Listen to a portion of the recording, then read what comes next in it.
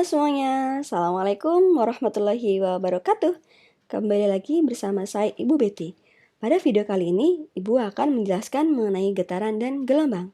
Sedangkan sebab yang akan Ibu jelaskan pertama kali adalah getaran.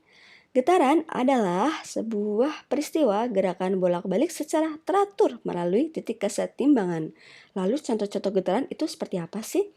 Nah, beberapa contohnya yaitu ada senar gitar yang dipetik, ayunan anak-anak yang sedang dimainkan, bandul jam dinding yang sedang bergoyang, mistar plastik yang disepit, ataupun pegas yang diberi beban. Lalu, bagaimana ya cara kita untuk menghitung getaran? Oke, berikut Ibu tampilkan video mengenai percobaan bandul sederhana. Oke, lalu untuk menghitung jumlah getaran pada bandul ini, kalian perlu memperhatikan arah getarannya dan juga titik yang dilaluinya. Titik O pada gambar ini menunjukkan titik kesetimbangan.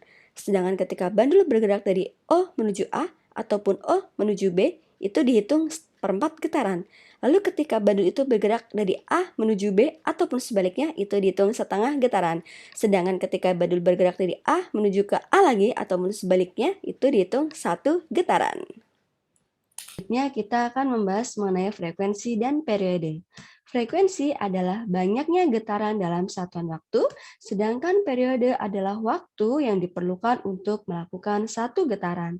Selanjutnya kita akan membahas perbedaan keduanya dalam matematis. Oke, frekuensi. Frekuensi memiliki satuan Hertz dan disimbolkan dengan huruf F. Nah, F ini rumusnya adalah N besar per T kecil. Sedangkan periode dia memiliki simbol T besar dan satuannya S atau second. Nah, rumus periode adalah T besar sama dengan T kecil per N besar. Nah, apa itu huruf-huruf tadi? Oke, penjelasannya adalah F sama dengan frekuensi, di mana satuannya adalah Hertz. Selanjutnya, N besar itu menunjukkan banyaknya getaran. Dan T kecil itu menunjukkan dengan waktu, yang di mana satuannya adalah second. Nah, keduanya frekuensi ataupun periode dia bisa memiliki kesamaan.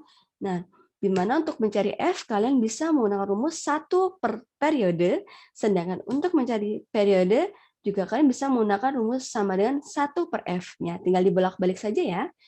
Selanjutnya kita akan membahas tentang contoh-contoh soal. Oke, soal pertama. Sebuah bandul melakukan 108 getaran dalam 27 detik. Berapa frekuensi, periode, dan getaran itu? Oke, mari kita analisis bersama-sama ya. Oke, yang diketahui ada 108 getaran. Oke, berarti ini menunjukkan banyaknya gelombang, di mana banyak gelombang itu disimbolkan dengan N besar, 108 getaran. Kemudian dalam 27 detik-detik. 27 detik ini menunjukkan waktu, di mana waktu disimbolkan dengan huruf T kecil.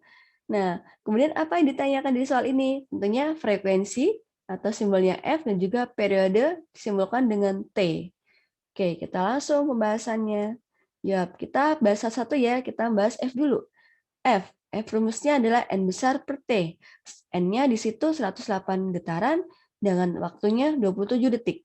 Oke, masukkan angkanya F sama dengan 108 dibagi 27. Hasilnya berapa?